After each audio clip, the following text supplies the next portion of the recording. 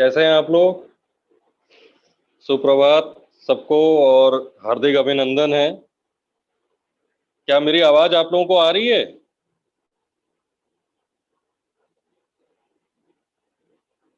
Chat पे लिख के जरूर भेजिएगा अगर मेरी आवाज आप लोगों को क्लियर सुनाई दे रही हो तो। Thank you so much, so nice of you. Thank you Meenu ji, thank you. चलिए, बहुत बढ़िया।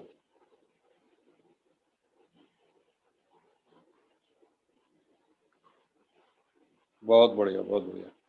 देखिए, ऐसा है कि जैसा कि आप सबको पता है कि हम लोग 11 बजे अपना ये टाइमिंग रखते हैं। तो उम्मीद यही करता हूँ कि जितने भी लोग आते हैं एटलीस्ट समय पे आ जाएं, ताकि हम लोग अपना कार्यक्रम जो है टाइम से शुरू कर सकें।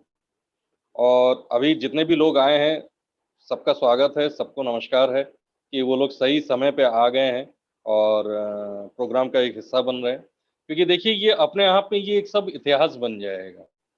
और जब ये इतिहास में जब लिखा जाएगा तो आप ही लोग होंगे लिखने वाले।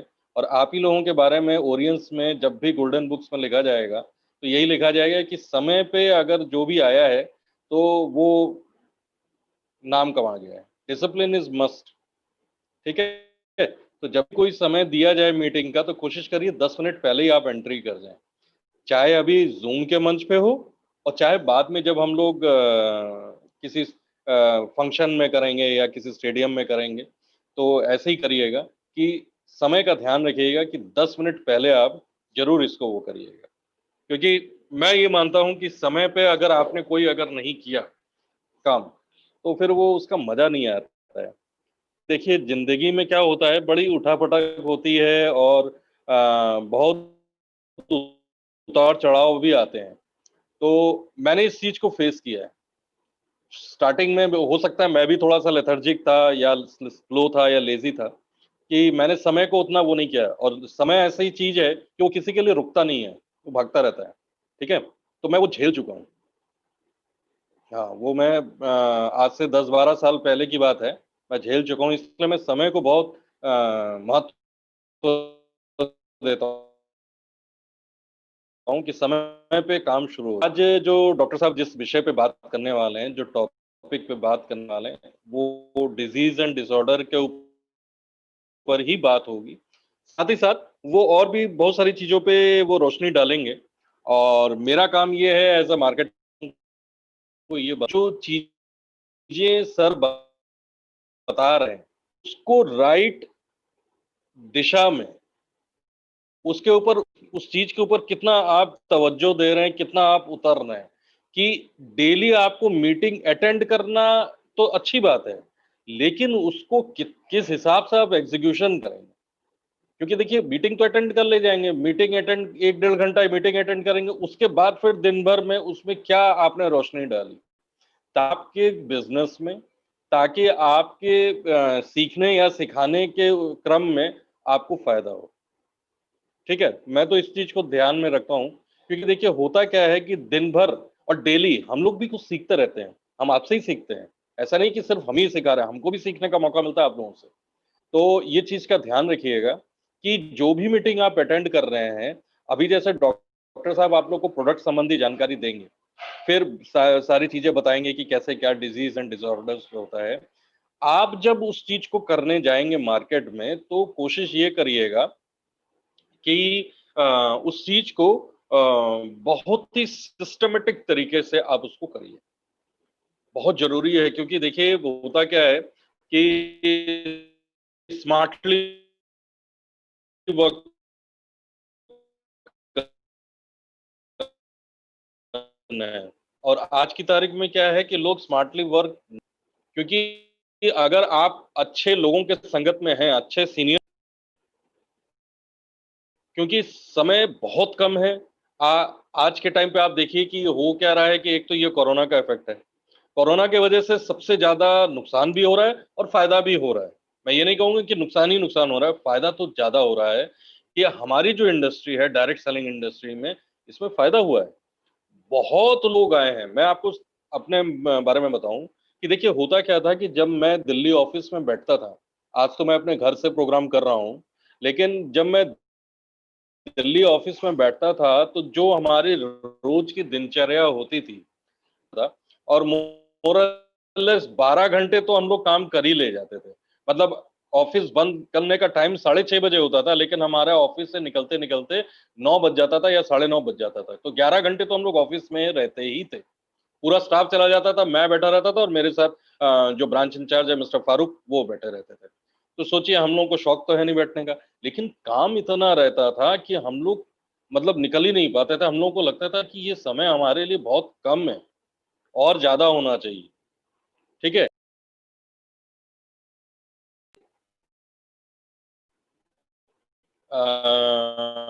तो अब आप सोचिए कि आज जो हम लोग ये जो ऑनलाइन मीटिंग कर रहे हैं ना, इस ऑनलाइन मीटिंग का फायदा क्या हो रहा है कि हम लोग एट अ टाइम, आप लोग भी देखते होंगे, ऑन एन एवरेज हम लोग डेली 250 से 300 लोग एक एक सेशन में हम लोग बात कर रहे हैं। और वो सिर्फ दिल्ली के लोग नहीं है, वो इंडिया के कोने कोने से लोग हमारे पास आ रहे हैं।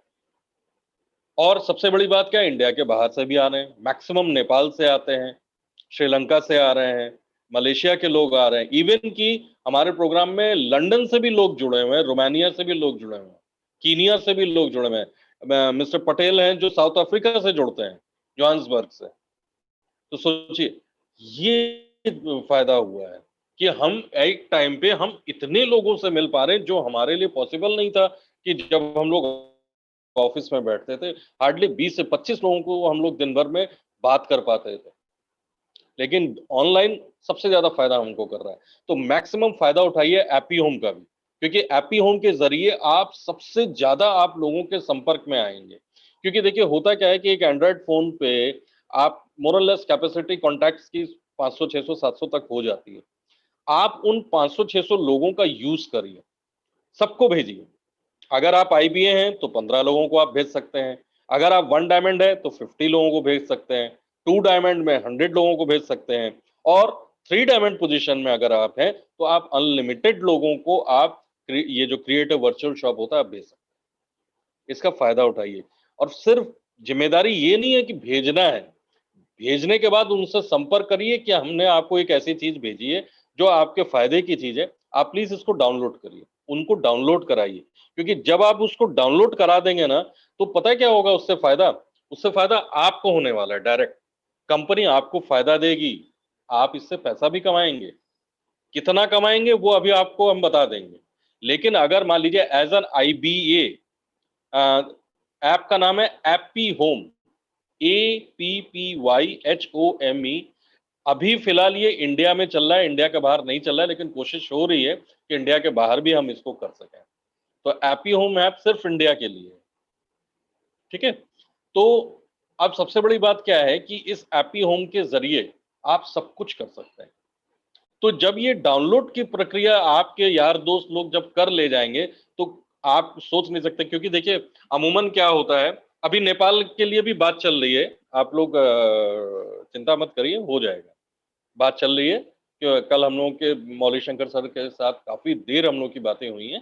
तो हो जाएगा, कोशिश है कि प्रक्रिया नेपाल में भी हो जाए और बाकी देशों में भी हो जाए। लेकिन फिलहाल अभी इंडिया में है, तो हम इंडिया की बात कर रहे हैं। देखिए, होता क्या है कि तमाम जो कंपनियां, ऑनलाइन कंपनियां जो आ रही है ना मार्केट में, तमाम ई कॉमर्स कंपनी, आप लोग सब जानते ही हैं, मैं नाम नहीं लूंगा। उसमें क्या होता है कि जब आप ऑनलाइन कोई भी चीज परचेसिंग करते हैं, या फॉर एन एग्जांपल अगर मैं कहूं, जब आप मॉल में जाते हैं, आप गए, आपने बिग बाजार से किया, आपने फलाने से किया, ढमकाने से किया, करके आप आ गए। अच्छा जी, अब जब आप आ गए तो क्या होता है, घर वाले भी खुश हो जाते हैं, चलो शॉपिंग करके आए हैं। लेकिन होता क्या है, हम लोगों के एक ह्यूमन टेंडेंसी है कि हम आस पड़ोस के लोगों को भी दिखाते हैं कि ये देखो मैं ये कपड़ा खरीद के लाया, ये देखो मैं ये जूता खरीद के लाया, या ये सनग्लास में खरीद के लाया, होता है ना। तो जब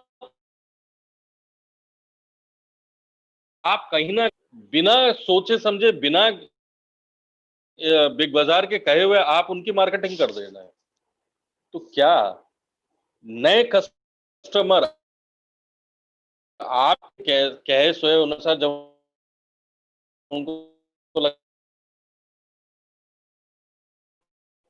जी सर ने तो बहुत पब्लिसिटी कर दी, फायदा किसको हुआ? उस कंपनी को हुआ। क्या रंजीत सर को एक पैसा मिला?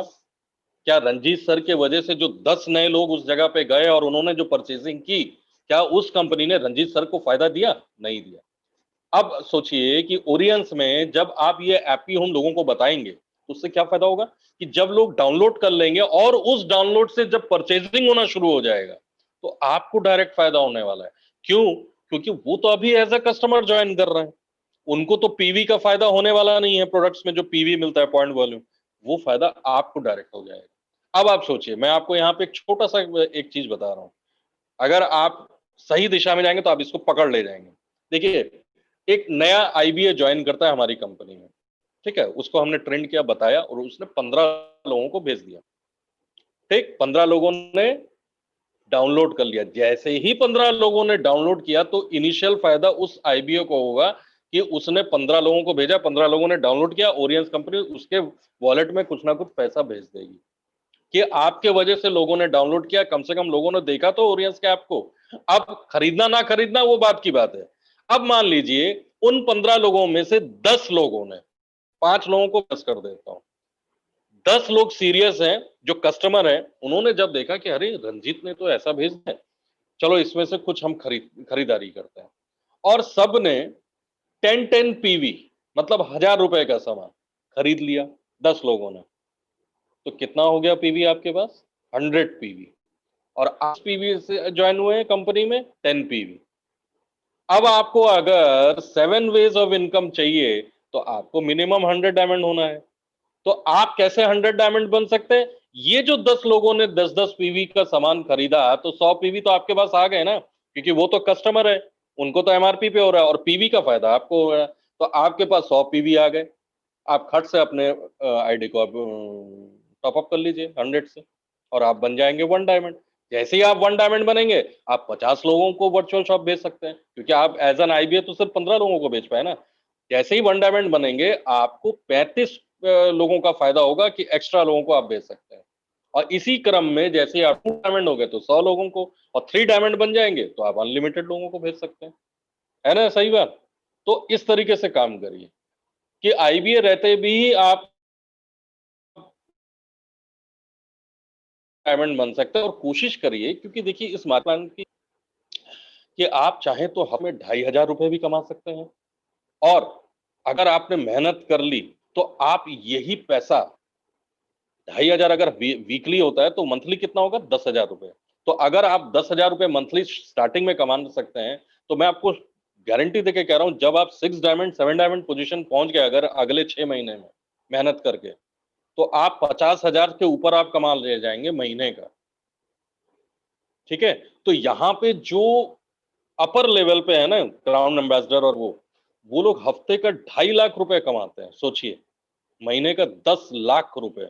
तो इस प्लान की ये खासियत है कि आप 2,500 भी कमा सकते हैं स्टार्टिंग में, आप 2.5 लाख रुपए भी कमा सकते हैं। लेकिन 2.5 लाख क्या एक दिन में आप कमा पाएंगे? ऐसा नहीं है, ऐसा पॉसिबल ही नहीं है। इसके लिए आपको कम से कम 2 से 3 साल का समय देना पड़ेगा। हम आपको वो सपना नहीं दिखा रहे जो और कंपनीज में होता है ना, जो बेवकूफ बनाते हैं लोगों को, क्या और 6 महीने में हम तुम्हारे घर के सामने ऑडी और मर्सिडीज बीएमडब्ल्यू गाड़ी खड़ी कर देंगे, तुम्हारा बैंक बैलेंस करोड़ों का हो जाएगा ना। टोटली झूठ, झूठ का पुलिंदा बांध देते हैं, सपना दिखाते हैं, आपको बेवकूफ बनाते हैं, आपके पैसे से इधर उधर करके आपको लेके चले जाते हैं। क्या होता है इससे? आपका नुकसान होता है। फिर आपको कभी भी हिम्मत नहीं होती है और भरोसा नहीं होता है किसी भी डायरेक्ट सेलिंग कंपनी में काम करने का। तो कोशिश ये करिए, जब भी कोई कंपनी को चुनिए तो सबसे पहले उस कंपनी का बैकग्राउंड देखिए। अगर मैं ओरियंस कंपनी की बात करूं तो हमारा सक्सेसफुल 10 इयर्स हम लोग ने कंप्लीट कर दिया है, और किसी भी इंडस्ट्री में अगर आपने 1 दशक आपने पूरा कर लिया सक्सेसफुली, तो ये बहुत बड़ी बात है। और इन 10 सालों में सोचिए, जहां पे एक आदमी से शुरुआत हुई थी आज से 2009 में, और आज 15 लाख लोग हमारे साथ हैं, कितनी बड़ी स्ट्रेंथ है हमारे पास, 15 लाख लोग। तो ये इनका भरोसा है हमारे ऊपर। आप ही लोग तो हैं 15 लाख लोगों में, 15 लाख लोग में आप लोग हैं, आपको कंपनी के 5 पीस के ऊपर तो भरोसा है। 5 पीस कौन से होते हैं? एक होता है प्रोफाइल, एक होता है प्रमोटर, एक होता है प्लान, एक होता है प्रोडक्ट, एक होता है पे आउट। 5 चीजें, 5 पीस जो से बोलते हैं। तो कोई भी कंपनी आप ज्वाइन करते हैं तो आप पहले 5 पीस देखिए, प्रोडक्ट बेस्ड कंपनी देखिए, क्योंकि जैसे ही आप पैसा देंगे तो आपको उसके बदले में प्रोडक्ट्स मिलेगा। और जो सो कॉल्ड कंपनियां सपना दिखाती हैं वो सिर्फ ड्रीम्स दिखाएंगी आपको। आपका पैसा लेंगे, अरे आपका पैसा लगा के हम आपको इतना आपको करा देंगे, ये कर देंगे, वो ना, पॉसिबल नहीं है। और आजकल तो बहुत सारी कंपनियां ऐसे आ रही हैं जो कॉइन्स के ऊपर काम कर रही हैं, बहुत सारी ऐसी कंपनियां आ रही हैं जो क्राउड फंडिंग के ऊपर काम कर रही हैं। तो हमको उस तरफ अपना ध्यान बांटना नहीं है। प्लीज आप लोगों से ये इल्तिजा है, प्लीज मत भटकिएगा, एक बार जरूर हम उससे पूछ लीजिएगा। भले ही देखिए हमारे साथ करना ना करना वो तो बात की बात है, लेकिन आपका पैसा, आपके मेहनत का पैसा वो डूब ना जाए, इस चीज का ध्यान रखिए। क्योंकि देखिए होता क्या, आप मेहनत कर रहे हैं, अगर आप फैमिली मैन हैं तो आपके ऊपर कितने लोग निर्भर हैं। फैमिली है तो जाहिर सी बात है, वाइफ, बच्चे, और अगर बूढ़े माँ बाप हैं तो वो। तो अगर आप इस तरीके से पैसा अगर मार्केट में डुबोते रहेंगे तो कब तक आपके ऊपर वो करेगा। तो इसलिए इसको चीज को ध्यान रखिए, और कंपनीज के सारे सर्टिफिकेट्स को भी देखिए। क्योंकि होता क्या है, हम लोग जब सर्टिफिकेट्स की बात हम कर रहे हैं, या जो प्रोडक्ट्स है, अब जैसे मैं आपको बताऊं, जैसे होता क्या, बहुत लोग पूछते हैं मार्केट में, क्या है फायदा, क्या भरोसा है आपके ऊपर। तो भरोसा को आप कैसे भरोसा दिलाएंगे, आप बताइए, किस तरीके से। पहली बार अगर आप किसी से मिल रहे हैं तो वो आपके ऊपर भरोसा कैसे करेगा। तो सबसे पहले आप कंपनी के टेस्टिमोनियल्स दिखाइए। जो गवर्नमेंट के सर्टिफिकेट्स है, जो सेंट्रल गवर्नमेंट के सर्टिफिकेट्स मिलते हैं, वो सिर्फ हमारे वेबसाइट पे आपको नहीं मिलेगा। आप अगर एमसीए की साइट में जाएंगे, मिनिस्ट्री ऑफ कॉर्पोरेट अफेयर्स, तो उसमें भी आपको मिलेगा। उसमें भी आप देखेंगे जो जितनी भी कंपनियां रजिस्टर्ड होती हैं इंडिया में, और जितनी भी न्यूट्रोसिटिकल कंपनियां हैं, उनका अगर आप ब्यौरा देखेंगे तो एमसीए की साइट में आपको दिख जाएगा। तो हम लोग वही चीज तो आपको दिखा रहे हैं, क्योंकि देखिए मार्केट में जब हम अपने प्रोडक्ट्स लेके आ रहे हैं तो हमारी मैन्युफैक्चरिंग खुद की है, हमारा खुद का आर&डी डिपार्टमेंट है। हम जब रिसर्च एंड डेवलपमेंट करने के बाद जब वो प्रोडक्ट हमारे साइंटिस्ट के द्वारा ओके हो जाता है, तब ना हम, लेकिन हम डायरेक्ट तो मार्केट में नहीं उतार सकते। जो फॉर्मूला है वो प्रूवन है, और उसके लिए सबसे पहले सेंट्रल गवर्नमेंट से उसकी परमिशन लेनी है, तब जाके हम कर पाएंगे, और तब जाके मार्केट में हम मैदान में उतर सकते हैं। तो ये आप नए लोगों को समझा सकते हैं कि देखिए इस तरीके से काम होता है। तो भरोसा इस वजह से आता है, आयुष मंत्रालय का भरोसा है, हट्सा है, हलाल है, जो मुस्लिम भाई हैं वो लोग पूछते हैं हम लोग से, तो हम बताते हैं कि देखिए हमारे पास हलाल का भी सर्टिफिकेट है। ठीक है, तो इस तरीके से आप चीजों को लोगों के सामने, लेकिन हाँ सबसे बड़ी बात क्या है कि उससे पहले आपको खुद का एजुकेशन बहुत जरूरी है। जब तक आप ये सब चीजें नहीं समझ पाएंगे, आप समझा नहीं सकते हैं। और प्लीज फिर से मैं कह रहा हूं, रॉन्ग इंफॉर्मेशन मार्केट में अगर आपको नहीं पता है ना, आप हाथ जोड़ के उस आदमी से कहिए कि सर, एक आपसे इल्तिजा है कि मैं, हो सकता है मैं ये जानकारी नहीं जानता हूं, मैं अपने सीनियर से पता करके आपको बता। इससे आप उसके सामने छोटे नहीं बन रहे, लेकिन इससे ये फायदा हो रहा है कि आप उसको गलत इंफॉर्मेशन नहीं दे रहे। मैं यही काम करता हूँ। देखिए मैं सब कुछ जानता नहीं हूँ, ऐसी तो बड़ी बात नहीं है कि मैं सब कुछ जान गया हूँ, लेकिन हाँ जितना जानता हूँ उतना करेक्ट बताना की कोशिश करता हूँ। लेकिन अगर जो जानकारी मेरे को नहीं है तो मैं कोशिश करता हूँ मनोज सर, कार्तिकेयन से पूछ लूं कि सर मेरे को आप प्लीज गाइड करिए, इसका क्या आंसर है।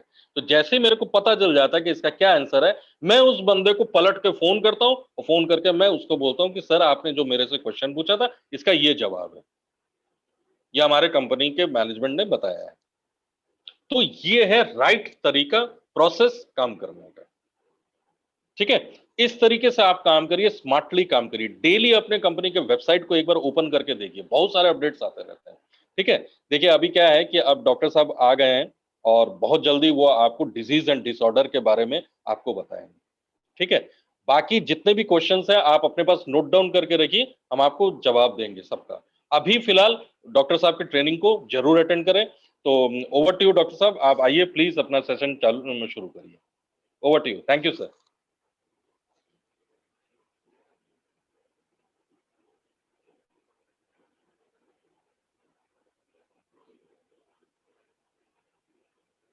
बस लगता है डॉक्टर साहब आने ही वाले हैं।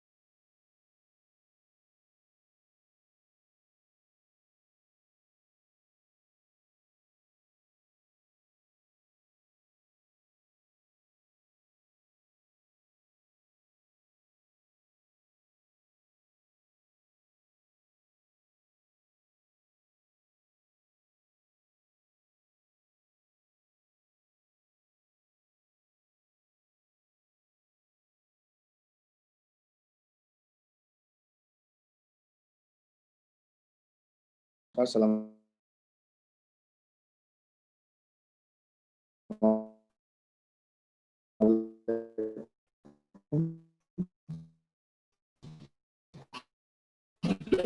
Thank you so much.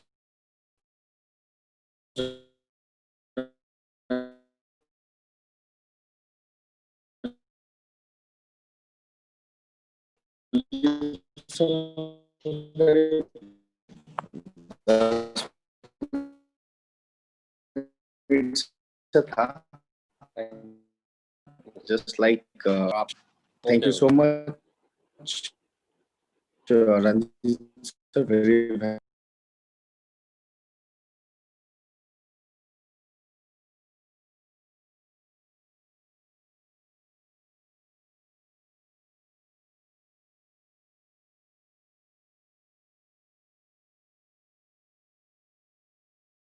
we should not cook stories.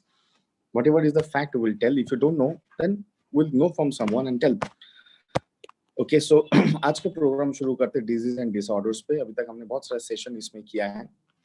मैंने सोचा आज यस राइट बिल्कुल Sunny ji, because we should not actually give a miss information to people and so many people ask me some medical questions which I directly say that I don't sir इससे solution होगा, I don't know, I don't give a guarantee। उसके बाद भी कोई लेता है, उसका absolutely personal choice है। मैं ये बोलता हूँ हमारे प्रोडक्ट लेके कोई साइड इफेक्ट नहीं होगा, बट उसका रिजल्ट आएगा कि नहीं आएगा इस particular medical problem I don't give guarantee. बात खत्म। ये भी एक बहुत बड़ा इंपॉर्टेंट चीज है जो आपको मुझे लगता है फॉलो करना चाहिए, because sometimes if we don't follow the ethics तो वो रूल्स हमारे खिलाफ चला जाता है।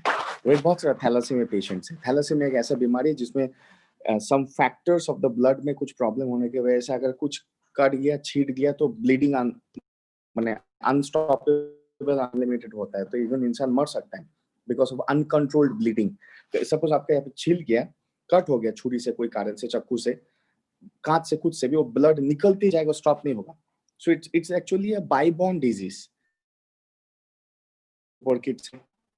तुलसी ड्रॉप से 12 साल के ऊपर बच्चों को, हमारे 12 साल के ऊपर like when they become actually adolescent, ओ मोरिंगा से, सुपर किड्स जूस से, 7 वंडर जूस से बहुत सारा रिजल्ट आए, बहुत सारे। आई कैन टेल यू 80% को बहुत अच्छा रिजल्ट आया, 20% को वी डोंट नो कितना रिजल्ट आया, राइट। लेकिन कोई भी मुझे पूछता है, मैं रिपोर्ट देखता हूँ या उनके पास, और थैलासीमिया सर देखिए ये कॉम्बिनेशन से बहुत लोगों को रिजल्ट आया है, but I can not give a guarantee because कोई रिसर्च स्टडी नहीं है हमारे प्रोडक्ट का थैलासीमिया के ऊपर, बट बहुत टेस्टिमोनीज है। देखिए हमारे पास कोई रिसर्च स्टडी या कंफर्म स्टडी नहीं है थैलासीमिया के ऊपर, बट बहुत सारा टेस्टिमोनीज है, रिजल्ट है कि आया है। You can absolutely try. कोई 0% हार्म है, मैंने खराब होगा 0% चांसेस है, पर अच्छा होगा वो 100% चांसेस है। अगर उस 100% में आपका 20% में लग गया, वेरी गुड। नहीं लगा तो भी आप माइनस में नहीं जाएंगे, जो भी होगा प्लस में जाएंगे। कितना टाइम में रिजल्ट आएगा, कितना रिजल्ट आएगा, I can not give a guarantee because इसके ऊपर कोई मेडिकल रिसर्च पेपर नहीं है। बहुत सारे मेडिसिन का भी नहीं है, कोई भी न्यूट्रोसिटिकल का नहीं, ओरिएंट न्यूट्रोसिटी का भी नहीं है, बट बहुत सारे लोगों को रिजल्ट है। So definitely you can give a try. आपने तो बहुत कुछ ट्राई किया, इसको भी ट्राई कीजिए, इसमें कोई हार्म नहीं है, कोई हानि नहीं है। बहुत सारे लोगों ने लिया है, they have very good results. So it means what, if you tell like this, अगर इस सच्चाई तरीके से आप बोलेंगे, मैं आपको गारंटी के साथ दे सकता हूँ ज्यादा से ज्यादा कस्टमर्स या आपके डाउनलाइन आपको ट्रस्ट करके खरीदेंगे। कैंसर प्रॉब्लम के लिए बहुत सारे पेशेंट्स मुझे पूछते, बहुत सारे लीडर्स मुझे तो डायरेक्टली कनेक्ट नहीं कर पाते, मार्केटिंग सर को पूछते, टॉप लीडर्स को पूछते, वो मुझे पूछते, तो मैं डायरेक्टली बोलता हूँ सर देखिए कैंसर के मामले में ये कॉम्बिनेशन बहुत सारे पेशेंट्स को हेल्प किया, लेकिन कैंसर बोल के ये ठीक करेगा वी कैन नॉट से, बट कैंसर पेशेंट्स को बहुत बेनिफिट दिया है, मोर देन थाउजेंड्स को दिया, वी कैन डेफिनेटली से। बट ये कैंसर के लिए ही ये प्रोडक्ट काम करता है, कैंसर के लिए ये प्रोडक्ट बना हुआ है। हाथ जोड़ के बोलता हूँ, ये मैं नहीं बोल सकता, मेरे मुंह से नहीं बोल सकता बिकॉज ये मेडिकल एथिक्स के खिलाफ है। उसके बाद भी अगर अभी तक मैंने हमारे लीडर्स को 100 बार बोला होगा, 100 डिफरेंट केसेस में बोला होगा, आई थिंक 95 केसेस ने प्रोडक्ट खरीदा है, खाया है, उसमें से बहुत केसेस को रिजल्ट आया है, और वो आज ऑडियंस में बहुत अच्छा बिजनेस भी कर रहे हैं, इतना मोटिवेटेड होने के बाद because of result. So it means that होता है ना, एक सच का बहुत बड़ा पावर होता है। एक कहावत है हिंदी में, सत्य में विजय, यू नो दिस वर्ड। सच का बहुत बड़ा पावर होता है dear friends. So if you tell the very truthful way and ethical way, मुझे नहीं लगता आपको कोई गलत बोलेगा। अगर कोई आपको ऐसे कैंसर पेशेंट आके बोलता है, और कैंसर पेशेंट को पहले कैंसर और ट्यूमर समझाना होता है। ट्यूमर के लिए डेफिनेटली बोल सकते हैं हम, बट कैंसर के लिए नहीं बोल सकते, बिकॉज उसको अनट्रीटेबल, अनक्यूरेबल, इरिवर्सिबल डिजीज में रखा गया डब्ल्यूएचओ से, एवरी मेडिकल बोर्ड ने रखा है। तो हम एज ए न्यूट्रोसिटिकल कैसे बोल सकते, नहीं बोल सकते कि हमारा प्रोडक्ट उसको वापस कैंसर से लेके आएगा। लेकिन प्रोडक्ट इस तरह, कैंसर ये है, ट्यूमर ये है, बॉडी ये है, हमारा प्रोडक्ट इस तरीके से काम करता है। बस इतना अगर हम समझाते, मुझे नहीं लगता है कि कोई आपको ना करेगा, रियली नहीं ना करेगा। उसको इतना समझ में आएगा कि ये लेने से मुझे कुछ हानि नहीं पहुंचने वाला है, लेकिन अच्छा जरूर हो सकता है, राइट? अच्छा होने के चांसेस बहुत हाई है और खराब होने के चांसेस 0 है। तो why not to use this? अगर मैंने 20 लाख अभी तक अपने कैंसर ट्रीटमेंट में खर्चा किया, इसके ऊपर 20,000 क्यों नहीं खर्चा करूं, राइट? अगर वो कैंसर में हेल्प भी नहीं करता है तो बाकी ऑर्गन्स को तो करेगा ना, स्किन को तो करेगा ना, सेल्स को तो करेगा ना, स्टमक को तो करेगा ना, नर्व्स को करेगा ना, हार्मोन्स को करेगा ना। So I think if you say like this will be a major help. अगर कैंसर पेशेंट बोलते नहीं कैंसर के ऊपर ही करेगा, तो बोल सकते sir madam, cancer, when somebody have a cancer, not only the cancer cells kill them, cancer cells body के और एक सेल्स को मारते हैं, आपके लिवर को डैमेज करता है, आपके डाइजेस्टिव सिस्टम को डैमेज करता है, आपके किडनीज को करता है, आपका सेक्स पावर और सेक्सुअल सिस्टम पूरा खत्म हो जाता है, आंखों का रोशनी चला जाता है, बुढ़ापन आ जाता है, डाइजेशन में एक ह्यूज लेवल में प्रॉब्लम होता है, ब्लोटिंग आते रहता है हमेशा। सो ये प्रोडक्ट्स लेने से आपका कैंसर सेल्स को ये मारे कि ना मारे, लेकिन बाकी जो ऑर्गन्स के सेल्स मर रहे हैं उसको जरूर बचाएगा। तो आपके बाकी जो सिम्टम्स आ रहे हैं सिस्टम डैमेज होने की वजह से, उसमें जरूर ठीक करेगा। आप देखिए 10 में से मैं आपको गारंटी के साथ बोल सकता हूँ 8 से 9 पेशेंट्स आपसे प्रोडक्ट जरूर खरीदेंगे, खुशी-खुशी खरीदेंगे। आपको नहीं पुश करना है, they will buy it out of happiness, they will buy out of own choice. हमेशा कोशिश कीजिए डियर लीडर्स, आप लोग सेल्समैन नहीं हैं। एमएलएम इंडस्ट्री में सब लोग को लीडर बनने के लिए ही बुलाए जाते हैं, ये आते हैं बट बन जाते हैं बेचने वाला, मतलब सेल्समैन। सेल्समैन कुछ भी बोल के बेचेगा और लीडर सही बोल के खरीदवाएगा, ये दोनों में डिफरेंस है। सेल्समैन कुछ भी बोल के बेचेगा और लीडर सही बोल के खरीदवाएगा, ये दोनों का डिफरेंस को प्लीज समझिए। सेल्समैन होगा, अरे ले लो आपका कैंसर ठीक हो जाएगा, अरे ये प्रोडक्ट से तो कैंसर ठीक होता है, see this is very unethical. ऐसा नहीं करना। अगर आप आपके साथ कोई करे, आपके बहुत अपनों के साथ कोई करे और आपको उसके पास कैंसर ना ठीक हो इस प्रोडक्ट से, तो आपको कैसा लगता था? उसको भी तो सेम ऐसा लग रहा है, तो उसको फील करना बहुत इंपॉर्टेंट है, राइट?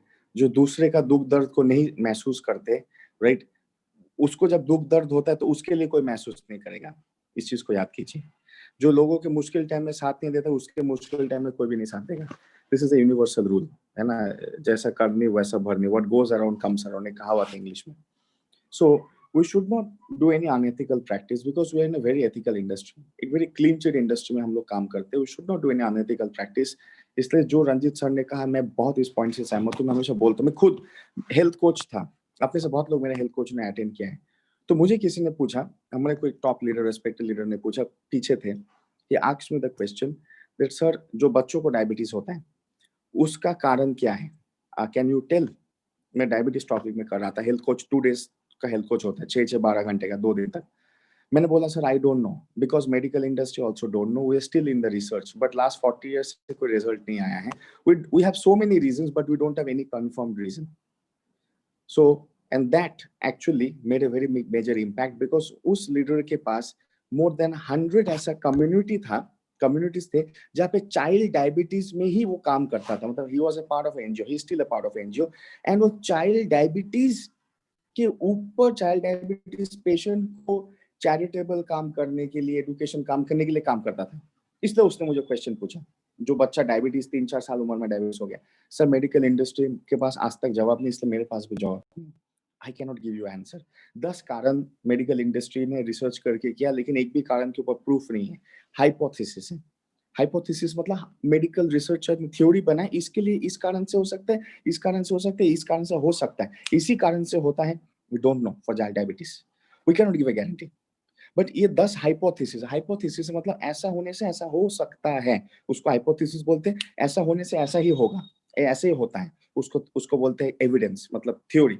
और ये हाइपोथेसिस, हाइपोथेसिस मतलब ऐसा होने से शायद ऐसा हो सकता है, राइट? That's called hypothesis. मतलब प्याज खाने से शायद पेट जल सकता है, हाइपोथेसिस। आपका पेट जल रहा है, किसी का नो स्टमक के पास बहुत ज्यादा जलन हो रहा है। So what is a hypothesis? Medical, physics, biology, chemistry, हर जगह, मैथमेटिक्स हर जगह में यूज होता है, हिस्ट्री में यूज होता है, कहीं भी हाइपोथेसिस यूज होता है। सो आप आपका पेट जल रहा है, योर स्टमक इज बर्निंग, परिकल्पना, correct Harichand ji, yes it's right, इसे परिकल्पना, मेडिकली इसको हाइपोथेसिस बोलते हैं। सो आपका पेट जल रहा है।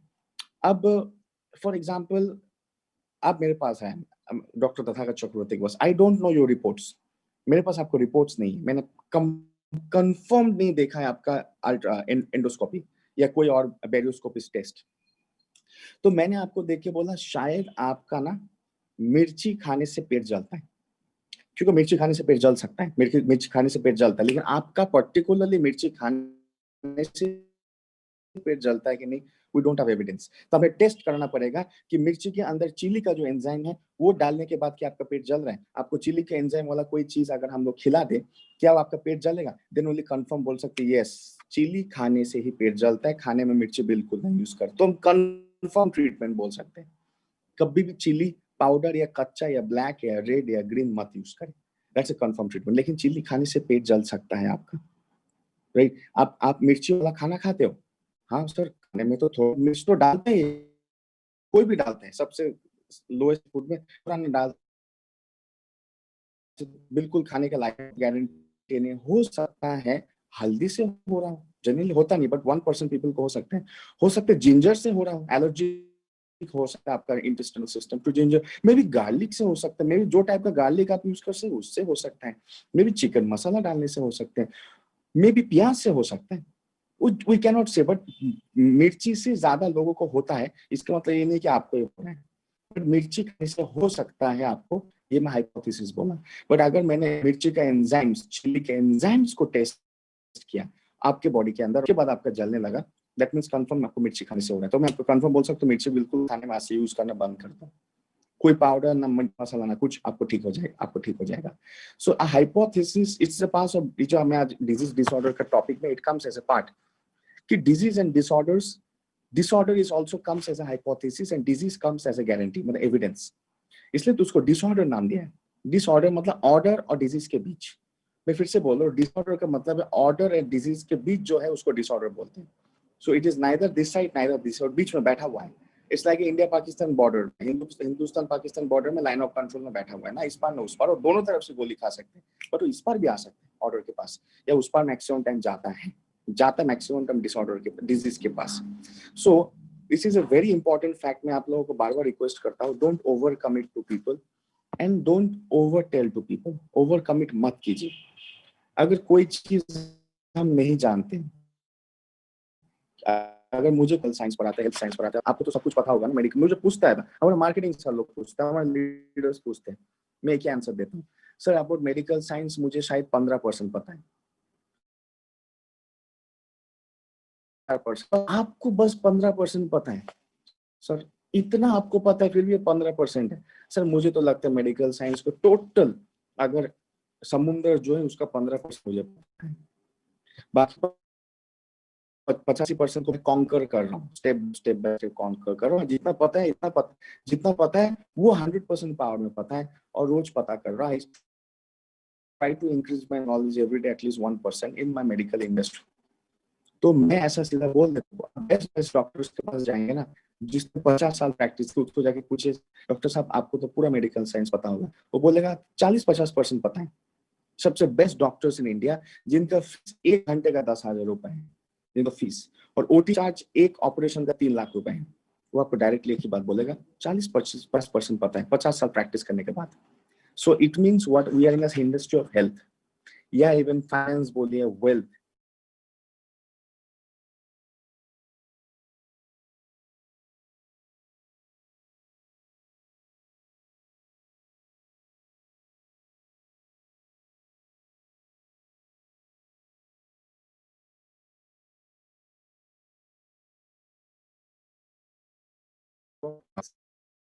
Network sometimes. सो अगर नहीं पता है, नहीं पता है, पता करना है, नहीं पता है वो कोई शर्मिंदगी का बात नहीं है, मैं आपको बोलना चाहूंगा, लेकिन गलत पता नहीं है और उसका गलत तरीके से बोल रहे, बाद में वो पकड़ा जा रहा है कि he told me some wrong information, he told me some bogus information, वो शर्मिंदगी की बात होता है दोस्तों, remember this fact। जी सर, जी you sir. can hear me? No we can't see you, but आपके अब आ रहा है, अब आ गया। आ रहा है सर? हाँ हाँ, we can see you.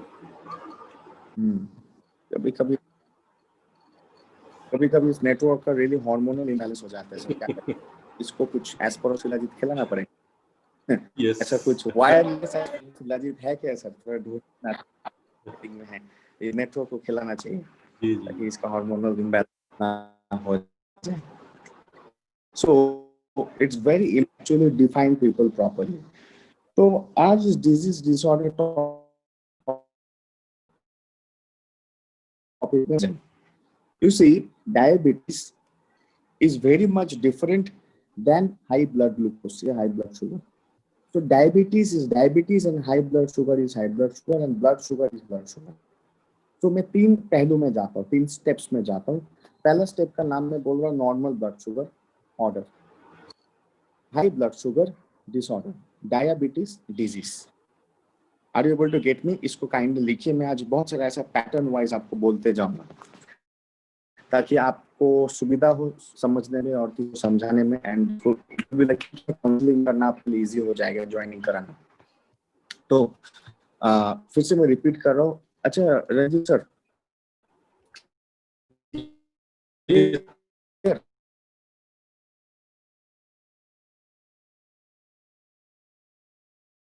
Lagging हो रहा है लेकिन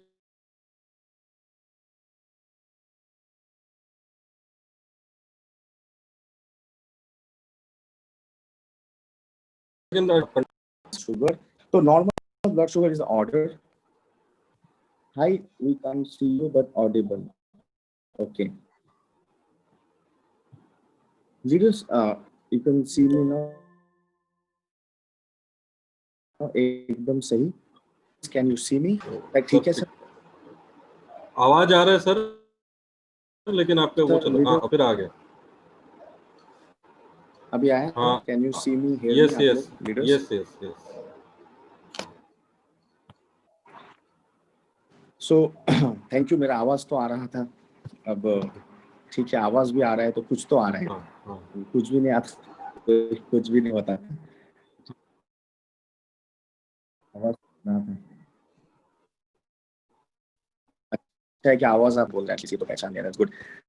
so order disorder and disease को पहले को लीजिए, normal blood sugar order, high blood sugar disorder and diabetes is the disease. मैं फिर से बोलना चाहूंगा कि डायबिटीज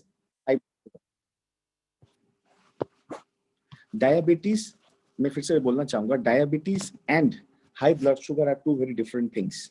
हाई ब्लड शुगर मतलब डायबिटीज ये मैंडेटरी नहीं है, लेकिन डायबिटीज मतलब हाई ब्लड शुगर ये 100% मैंडेटरी है। ऐसे मैं आज आपको एटलीस्ट 5-6 एग्जांपल्स दूंगा, इसको ध्यान से नोट करें ताकि हम किसी को काउंसलिंग करने के लिए बहुत बड़ा हेल्प कर पाए एंड प्रोडक्ट वाइज आप किसी को समझा पाओ, इसी पैटर्न से आप प्रोडक्ट वाइज समझा पाओ। मैं फिर से रिपीट कर रहा हूँ, हाई ब्लड शुगर मतलब डायबिटीज है, ये कोई मैंडेटरी नहीं है, लेकिन डायबिटीज मतलब हाई ब्लड शुगर है, ये रूल है mandatory. Are you able to get me? आया समझ में? नहीं आया समझ में? कैसे आपको समझाएं, किस और क्या एग्जांपल समझ पाए? फिर से मैं बोल रहा हूँ, हाई ब्लड शुगर मतलब डायबिटीज है, ऐसा कोई कानून नहीं है, लेकिन डायबिटीज मतलब हाई ब्लड शुगर, ये एकदम 100% कानून है। It's 100% mandatory, no more formality, 100% mandatory. So मतलब इन सम एग्जांपल से आप समझ सकते हैं कि ओके चलिए, एक बच्चा स्कूल जाता है, ऐसे एग्जांपल सोचिए, now it will be easy for you to understand. एक बच्चा स्कूल जाता है, वो स्कूल जाता है मतलब वो स्कूल जाता है मतलब ही वो टॉप मार्क्स लाएगा, इसका कोई गारंटी नहीं है। रेगुलरली स्कूल जाता है मतलब वो टॉप मार्क्स लाएगा, उसका कोई गारंटी नहीं है। लेकिन जो टॉप मार्क्स लाता है वो जरूर रेगुलरली स्कूल जाता है, वरना उसको तो एग्जाम में नहीं बैठने देता था। इसको याद रखिए। इस तरीके से आप एग्जाम्पल समझ सकते हैं। कोई रोज पूरा बुक को पढ़ता है, कोई पूरा टाइम किताब को पढ़ता है, मतलब ये क्लास में फर्स्ट आएगा, इसका कोई गारंटी नहीं है। लेकिन जो क्लास में फर्स्ट आया वो गारंटी किताब को जरूर पढ़ता है, वरना वो कहाँ से आके आंसर लिखा होगा क्वेश्चंस का। Are you able to now get me? Now this example is clear. मैं फिर से एग्जांपल दे रहा हूँ इसको।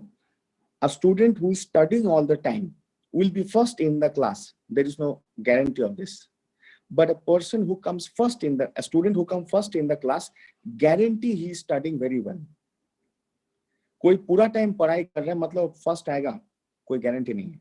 लेकिन जो फर्स्ट आया है वो डेफिनेटली पढ़ाई किया होगा. मैंने पढ़ाई करने से फर्स्ट आएगा कोई गारंटी नहीं है, लेकिन फर्स्ट आया मतलब पढ़ाई जरूर किया होगा, वरना एग्जाम में जाके क्या आंसर लिखा होगा, बना के अच्छा ऊपर से तो आंसर तो नहीं आया होगा. ये समझ जाइए डायबिटीज और disorder, diabetes and high blood sugar है. पता हाई ब्लड शुगर मतलब ही डायबिटीज है, कोई गारंटी नहीं है, लेकिन डायबिटीज मतलब हाई ब्लड शुगर का गारंटी है.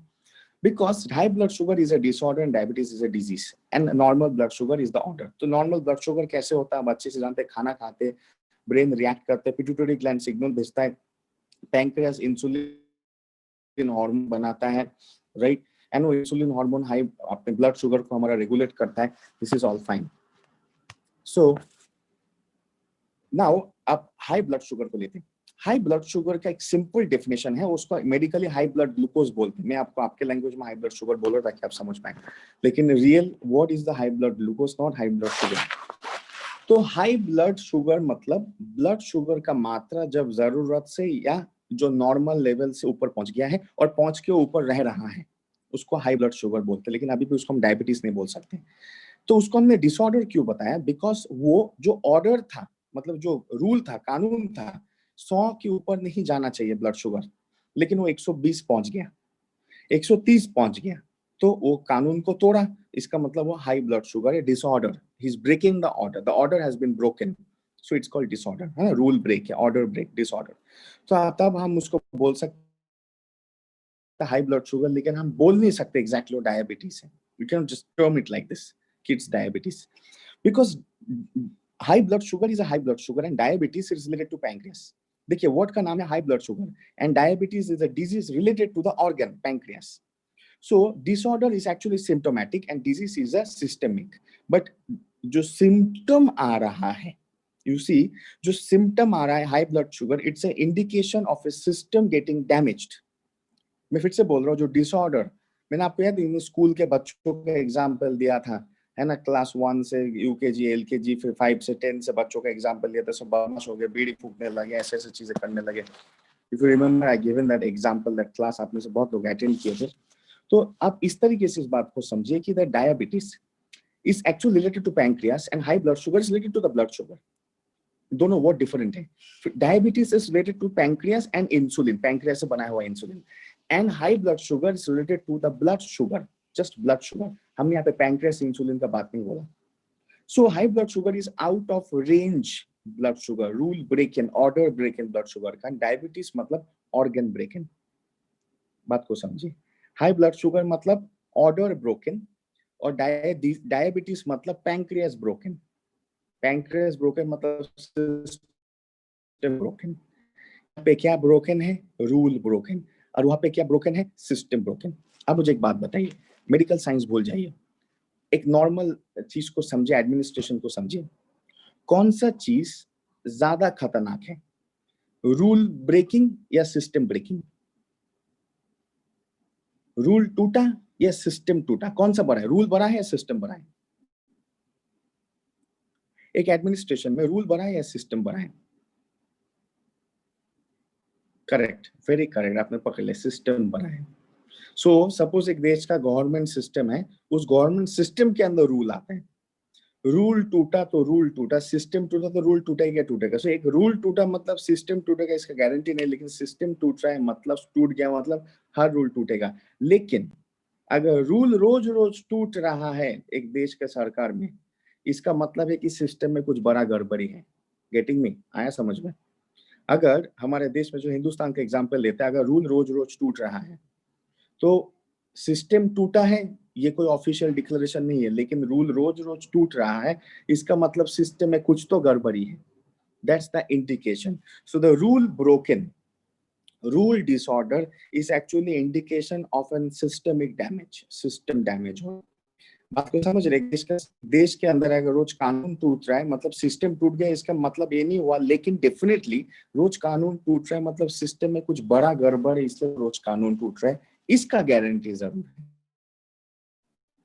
So actually the disorder is the what is saying, what is but not mandatory, अगर वहां पे उसको रोका जाए तो। जस्ट लाइक एक कानून रोज टूटता है, उस कानून को ठीक कर दे तो सिस्टम।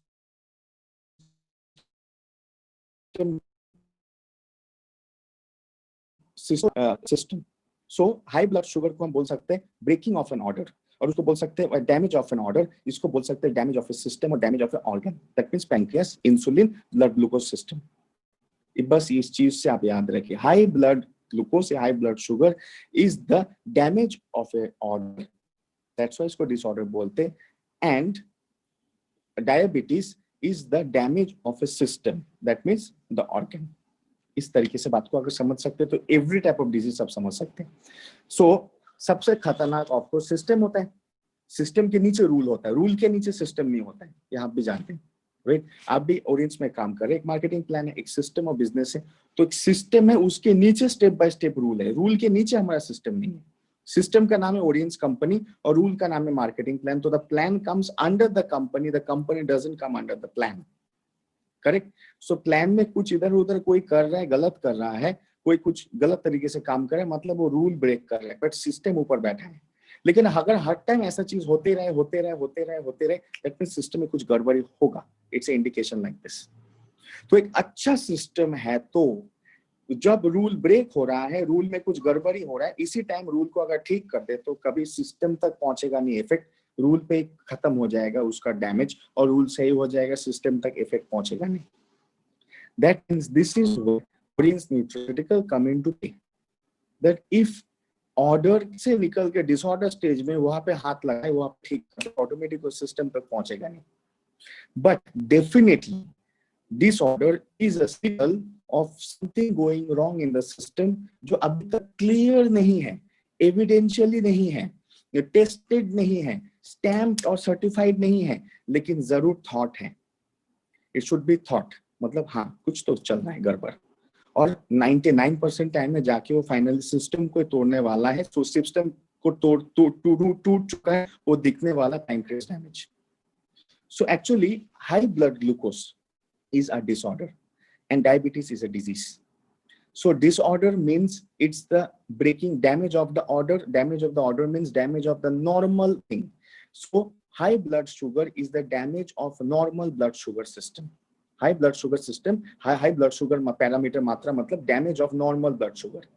मतलब जो नॉर्मल रूल है उसका गड़बड़ी को हम लोग हाई ब्लड शुगर बोल रहे हैं, लेकिन जो डिजीज है उसको हम ऑर्गन का गड़बड़ी बोल रहे हैं। इस दोनों को हमेशा समझिएगा। लेकिन ऑर्गन का गड़बड़ी 100% ब्लड शुगर का गड़बड़ी करेगा, लेकिन ब्लड शुगर का गड़बड़ी जाके ऑर्गन के गड़बड़ी को नहीं कर सकता, लेकिन ऑर्गन का गड़बड़ी हो रहा है, एक सिग्नल जरूर दे रहा है, उसी सिग्नल को जाके पकड़ना है।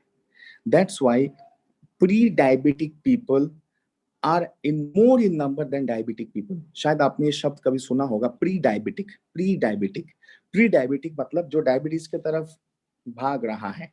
आपने स्कूल में सुना है pre term exam, my dear friends, दोस्तों आपने सुना होगा ना, स्कूल में हम सब ने पढ़ाई किया, कॉलेज में पढ़ाई किया, बच्चे भी पढ़ाई करते हैं। Pre term exams, pre term मतलब बोर्ड से पहले जो बड़ा एग्जाम होता है, प्री टर्म एग्जाम।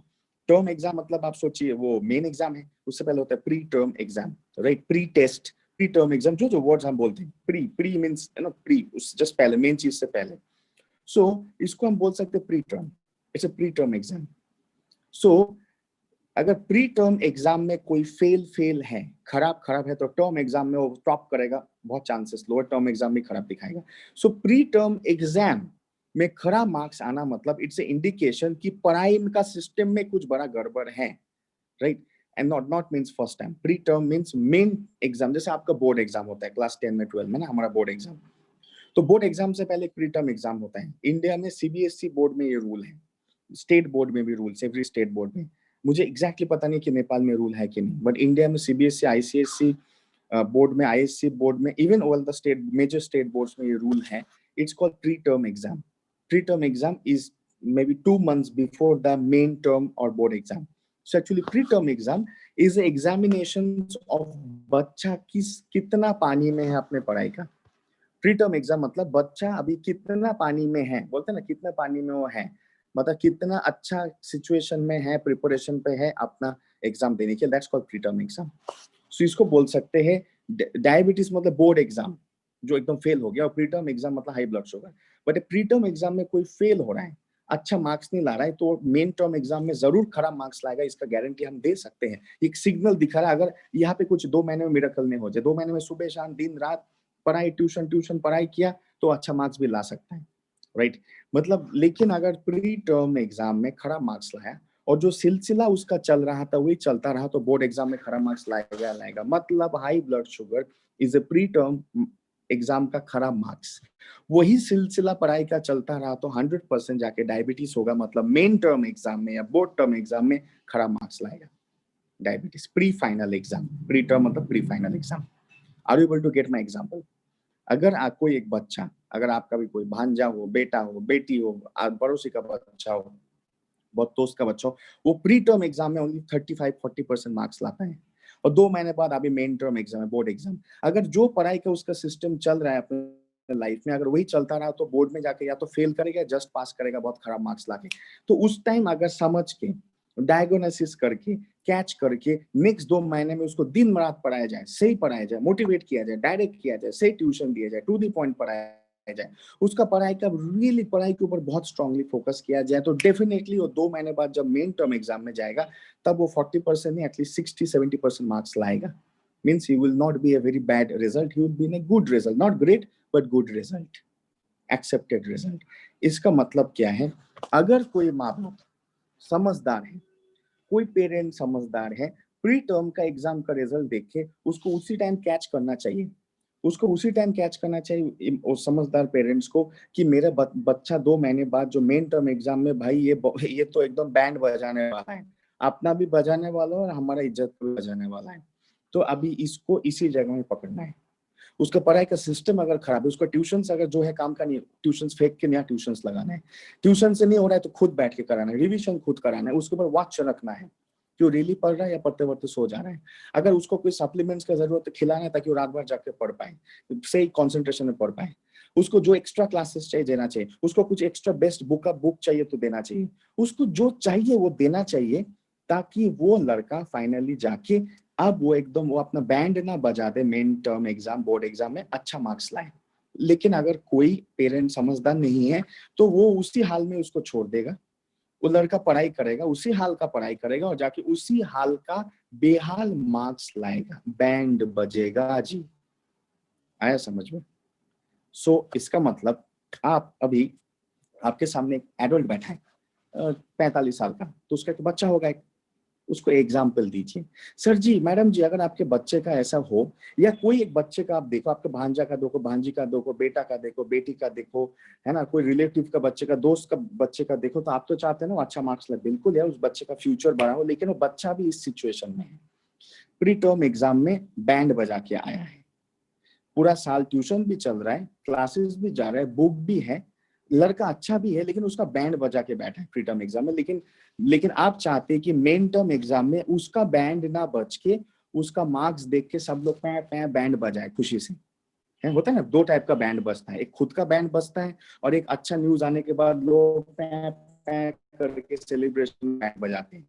तो अगर आप ही माँ बाप है, या आपके ऑपोजिट में कोई बच्चे बैठे, आपके ऑपोजिट में कोई कस्टमर बैठे जिसके बच्चे, तो उसको पूछना है, सर जी आप कंटिन्यू बैंड बजा, आप चाहोगे कि मेन एग्जाम में भी आपको और आपके बच्चे का बैंड बजे, या आप लोगों के लिए सब लोग पैक के बैंड बजाएं? कौन सा चाहोगे? सर हमारे लिए सब लोग बैंड बजा भारत हो जाए, हम वो चाहते हैं। तो इसका मतलब जो अभी चल रहा है कार्यक्रम, जिसके वजह से प्री टर्म एग्जाम में बैंड बजाए, आपको नहीं लगता कार्यक्रम में थोड़ा सुधार या काफी सुधार लाना चाहिए था कि मेन एग्जाम में बैंड आपका ना बजे, लेकिन बैंड शनाई सब लोग बजाए खुशी में? यस।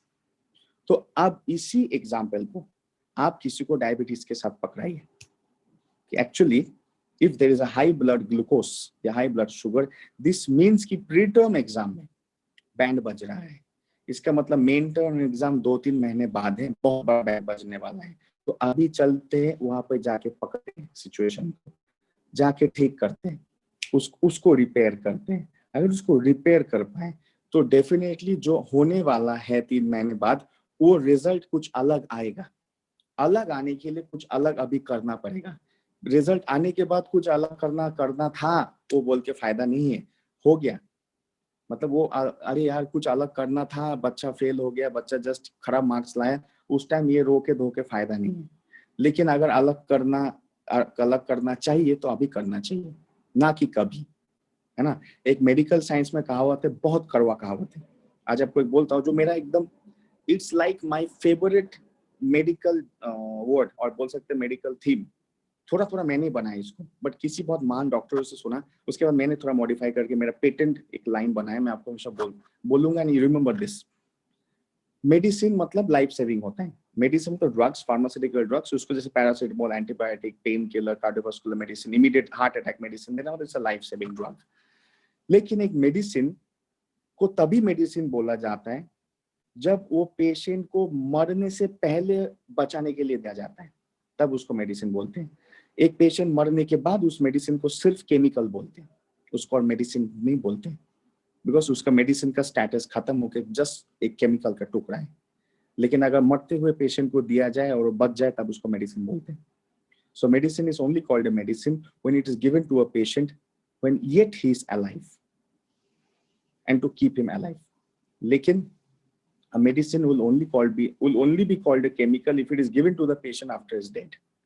वही मेडिसिन, वही एंटीबायोटिक का टुकड़ा, वही पेन किलर का टुकड़ा अगर किसी को मरते हुए सिचुएशन में दिया जाए, उसके बाद वो पेशेंट मर जाए या पेशेंट बच जाए, वो उसका किस्मत और हमारा मेडिकल साइंस का जो भी है पावर मिस पावर जो बोल सकते हैं।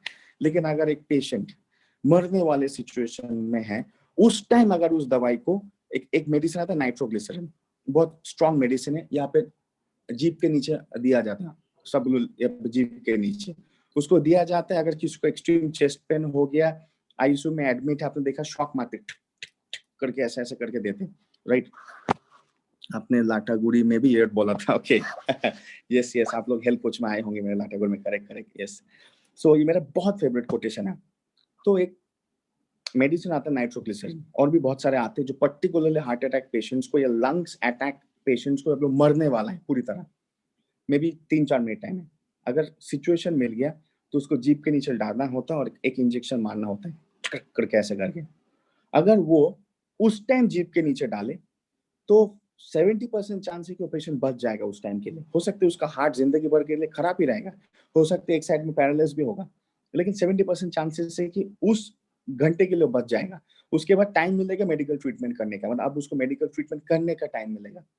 So actually that medicine is not going to repair his heart, not going to repair his heart problems or blood pressure problems, but is going to give 2 hours time, 2 घंटे time खरीद लिया, उस जिंदगी के 2 घंटे टाइम हमने उस दवाई से और इंजेक्शन से खरीद लिया, ऐसे ही सोचिए। लेकिन वो गोली, वो मेडिसिन को तब भी लाइफ सेविंग मेडिसिन बोल सकता है जब उसको लाइफ जाने के टाइम सेव करने के लिए दिया जाए। लाइफ जाने के बाद उसको देंगे तो उसको सिर्फ एक केमिकल बोलते हैं और कुछ नहीं बोलते। उस मेडिसिन का status is just a chemical, जिसका कोई दाम नहीं है, काम नहीं है। लेकिन अगर मरने से पहले जिंदा हुआ आदमी को, पेशेंट को दिया जाए, तब उसको हम लाइफ सेविंग मेडिसिन बोलते हैं। दैट मीन्स कोई भी सॉल्यूशन तब दामी है, तब दाम का है, काम का है, जब उसको प्रॉब्लम का अंत से पहले दिया जाए, ना कि प्रॉब्लम का अंत होने के बाद दिया जाए। सो अगर एक माँ बाप को ये समझ में आ गया कि बच्चा भाई उसका पढ़ाई का थिंग्स को बदलना है, वरना टर्म एग्जाम में जाके वो फेल होने वाला है या खराब मार्क्स लाके नाक कटाने वाला है, सुकन्या जैसा, याद है ना महाभारत रामायण में पढ़ा होगा, नाक काटने वाला सीन। अगर वो होने वाला है तो उसको उस टाइम पकड़ना है, उस टाइम पकड़ के नेक्स्ट 3 महीने के लिए उसको इस तरीके से प्रिपरेशन करना है, 3 महीने बाद वो अच्छा मार्क्स लाए, ना कि साला बेइज्जत करा के लाए। तो वो एग्जाम खत्म होने के बाद, यार काश मैंने उसका एडवाइस सुना होता, काश मैंने ना अपना दोस्त का एडवाइस सुना होता, काश मैं उस मैडम का बात सुन के अपने बच्चे का सिस्टम को बदलता था ना, तो मार्क्स अच्छे आते थे। अब कोई फायदा नहीं है, गेम ओवर हो चुका है। अगर ये चीज जो मैंने आपको बताया, ये थोड़ा इमोशनल एग्जांपल था, इमोशनल एग्जांपल को एक पेशेंट को दीजिए, बिकॉज डायबिटीज पेशेंट 40 साल के ऊपर का जनरली होगा, generally, and he will have a kid, बच्चा तो होगा जनरली, उसको दीजिए, या तो उसका खुद का होगा या उसके बहुत क्लोज किसी का होगा, उसको एग्जांपल पकड़ के दीजिए। तो ऐसे ही बोलिए, high blood glucose is actually high blood sugar is a pre-term exam with bad marks. So if this continues, main term board exam will be very bad marks as well, or maybe fail. But if this is corrected, main term exam will be great marks. क्या select करोगे बताइए, पूछिए sir जी क्या select करोगे, madam जी क्या select करोगे? You want to catch here and correct here, और you want to leave here and fail there? आया समझ में? You want to catch here and correct from here, और you want to leave here and fail there? तो बोलेगा I want to catch, I should catch here and correct here. तो चलिए ना अपने बॉडी के अंदर का कोई गड़बड़ को यहाँ पे कैच कीजिए और करेक्ट कीजिए, ताकि आगे जाके फेल ना हो जाए। आप प्रोडक्ट दीजिए आप। This is how your product will move. आया कुछ समझ में? Are you getting me? ढक्कन खुल रहा है रंजीत सर, ढक्कन खुल रहा है, right? So because sometimes you have to give this sort of examples. अगर एक कहावत है हिंदी में, ये भी थोड़ा मेरा बनाया हुआ है क्योंकि थोड़ा मॉडिफिकेशन है। अगर घी सीधी उंगली से ना निकले तो उंगली टेढ़ी करने पड़ती है, सब लोग जानते हैं, तो मैं थोड़ा मॉडिफाई करके इसको बनाया हूँ। अगर घी सीधी उंगली से ना निकले, उसको टेढ़ी कीजिए, टेढ़ी करके भी ना निकले तो घी के डब्बे में छेद कीजिए। घी तो निकालना ही निकालना है कैसे भी करके, तो घी के डब्बे में थोड़ा पिन लगा के छेद कीजिए और घी निकालिए, क्योंकि आपको उस टाइम घी चाहिए, बट घी तो निकालना ही निकालना है, right? And nothing is wrong. वो आपका घी का डब्बा छेद किया तो क्या आपने किया, उसको फिर बंद कर देंगे, what is the problem with that? लेकिन घी उस टाइम निकालना है। सीधे उंगली से नहीं निकला, टेढ़ी क्या, टेढ़ी से भी ना निकला, नीचे एक पिन मार के छेद कर दीजिए, घी निकल जाएगा, आपका काम हो गया, राइट? सो इफ अगर एक अच्छा काम, अगर एक यू नो एक शख्स एक अच्छा काम को सक्सेस देना है, सक्सेसफुल करना है, हम लोग एक अच्छा काम ही कर रहे हैं, we are making people's life change, we have to understand people's mindset first, then we can implant our minds into their minds. Why people fail in network marketing, why people fail in wellness industry, why people fail in this healthcare network industry? We want to put our mind into their mind without understanding their mind. One more time, आया समझ में? हम अपना दिमाग उनके दिमाग में डालना चाहते हैं, उनके दिमाग को ना समझ के। उनके दिमाग को समझिए ना, उनके दिमाग को समझने के बाद पता चलेगा आपके दिमाग का कौन सा पॉइंट यूज करना पड़ेगा उसके दिमाग के अंदर एंट्री करने के लिए। अगर उसका दिमाग के अंदर एंट्री करने के लिए पॉइंट नंबर 1 यूज करना पड़ेगा, तो पॉइंट नंबर 1 यूज कीजिए, 3 मत यूज कीजिए। अगर आप समझ गए कि 3 यूज करना पड़ेगा तो 3 यूज कीजिए, 1 मत यूज कीजिए। So it means if we understand people's mind, if you understand your audience mind, your prospects mind, your team minds, your downline minds, तो राइट, नहीं समझाए तो छेद करके छोड़ दीजिए। यस, तो इट मीन्स वेरी सिंपल कि जैसे आपने बोला ना, छेद करके छोड़ दीजिए। अगर उसने आपसे प्रोडक्ट नहीं लिया, माना नहीं, लेकिन आप इतना तो समझाइए जरूर, बहुत प्यार मोहब्बत से, कि उसके दिमाग में छेद तो हो जाए, मतलब कुछ तो घुसाएं, वो सोचते रहें। आदमी अगर सोच में पड़ जाए तो एक बार जरूर समझेगा, लेकिन आदमी को अपने सोच में ही नहीं डाला तो वो कभी नहीं समझेगा। ये एकदम एक कोर वर्ड है। IIM, Indian Institute of management, is the best management institute not only in India, world के टॉप में आते हैं, जहाँ पे लोग पढ़ाई करने के लिए या एडमिशन लेने के लिए तरसते और मरते हैं। IIM, Indian Institute of management, Kolkata में भी है, दिल्ली में, चेन्नई में, अहमदाबाद में है, पुणे में। It's one of the best in the whole of the world. मेरे बहुत सारे फ्रेंड्स हैं जो आज बहुत हाई पोस्ट में कोई टॉप कंपनीज में काम करते हैं, रिलायंस, टाटा जैसा, दे स्टडीड फ्रॉम देयर। वो मेरे अच्छे फ्रेंड्स है, when we sit together party, मुझे हमेशा बोलते थे कि एक्चुअली अगर हम लोग marketing, because Indian Institute of Management means to company management, marketing, sales, administration ही पढ़ाते, बोले if we want to get a product in the market, वो कॉर्पोरेट इंडस्ट्री है, MLM नहीं है। If you want to get a product into the market and reach out to the customers, customers खरीदे या नहीं खरीदे, लेकिन कस्टमर्स के दिमाग में एक सोच बैठा दो, ताकि उसके बारे में सोचता रहे। एक बार से नहीं हो रहा तो 3-4 बार में बैठा दो, उसके दिमाग में सोच बैठा दो। सोचते ही रहेगा तो कभी तो समझते रहेगा, सोचते ही रहेगा तो कभी तो समझ जाएगा। लेकिन अगर आपने सोच में नहीं डाला अपने कस्टमर्स को, तो कभी नहीं समझेगा। मैंने आपको आज एक नया एग्जाम्पल दिया pre term and main term exam का। इफ यू यूज दिस, अगर इस एग्जाम्पल को किसी के सामने डाल दें, आप बताइए तो कौन सा ऐसा 45 साल का आदमी होगा जो आपको ना बोलेगा कि नहीं मैं अपने बच्चे का सिस्टम या अपने भांजे का सिस्टम चेंज नहीं कराऊंगा? कोई ऐसा होगा? वही होगा जो या तो खुद पागल होगा या तो नहीं चाहते उसके बच्चे पढ़ाई करके आगे बढ़े। आपके भी बच्चे होंगे ना, कि आप, अगर आपको ऑप्शन दिया जाए तो आप क्या बोलोगे? नहीं नहीं नहीं, मैं चेंज नहीं करूंगा, रहने दो। That means you want your kids to fail, but nobody wants, any good parents don't want. तो एक भी शरीफ आदमी ये नहीं चाहेगा, and he is going to tell I will change the system, ताकि 3 महीने बाद एक बढ़िया रिजल्ट आए। तो why are we not changing the system inside the body so that the disorder doesn't convert into disease? And one of the big fact for this is the audience nutraceutical. लोग पूछते हैं ना sir audience nutraceutical का role बताइए ना sir, audience न्यूट्रो कैसे relate करे sir, कैसे आदमी को खिलाए, उसका ब्लड शुगर हाई है लेकिन अभी तक वो दवाई फवाई नहीं खाता है, तो दवाई फवाई नहीं खाना पड़ेगा अगर ये खाएंगे तो, because this disorder will not convert into disease. वो प्री टर्म और मेन टर्म एग्जाम का एग्जाम्पल ले लीजिए। Remember this fact. High blood pressure is high blood pressure और blood pressure is blood pressure, but high blood pressure को heart disease नहीं बोला जाता है। याद कीजिएगा, हाई ब्लड प्रेशर को हार्ट डिजीज नहीं बोला जाता है, हाई ब्लड प्रेशर को हाई ब्लड प्रेशर बोला जाता है, और हार्ट डिजीज को हार्ट डिजीज बोला जाता है। हाई ब्लड प्रेशर मतलब हार्ट डिजीज फाइनली स्टैम्प होगा, गारंटी नहीं है कि स्टैम्प हो गया हार्ट डिजीज, तो हाई ब्लड प्रेशर का रिटर्न गारंटी है। That means high blood pressure is actually signal कि कुछ तो गड़बड़ चल रहा है हार्ट में, जो अभी तक पकड़ा नहीं गया, डायग्नोसिस नहीं हो, क्योंकि कोई गया नहीं क्लिनिक में। जाएगा तो उस टाइम दिखेगा थोड़ा थोड़ा गड़बड़, लेकिन बहुत बड़ा नहीं हुआ ना, तो अभी तक कोई गया नहीं, छाती में दर्द नहीं हुआ ना, चक्कर खा के गिर नहीं गया ना, इंजेक्शन नहीं लेना हुआ, इसलिए कोई गया नहीं। जाएगा तो दिखेगा 5-10% गड़बड़ हो चुका, लेकिन 40% नहीं हुआ है, तो ऐसा कुछ खास दर्द और चक्कर नहीं हुआ। So what will people do? They will leave. But high blood pressure is actually a symptom that something is going wrong in the system called the heart and the vessels. So high blood pressure उस time stamp नहीं देगा कि heart disease है, cardiovascular disease, cardio मतलब heart, vascular मतलब vessels around it, नसें जो heart को जोड़ते हैं। लेकिन अगर हार्ट डिजीज है मतलब गारंटी हाई ब्लड प्रेशर है, मतलब गारंटी रिटर्न गारंटी है। सो अगर उस टाइम एक ब्लड प्रेशर पेशेंट को यही एग्जाम्पल दीजिए ना प्री टर्म और मेन टर्म एग्जाम का, और कुछ एग्जाम्पल देने का दोस्तों जरूरत नहीं है, बस यही एग्जाम्पल दीजिए प्री टर्म और मेन टर्म एग्जाम का, उससे ज्यादा you don't need to give any example. अभी आप देखिए तो दोस्तों वो क्या बोलता है, प्री टर्म एग्जाम में खराब result is high blood pressure, और मेन टर्म एग्जाम में बहुत खराब रिजल्ट या फेल करने is cardio disease, heart disease. तो वो क्या करेगा?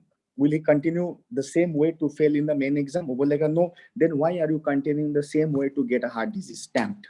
You want get stamped? No, I don't want to get stamped.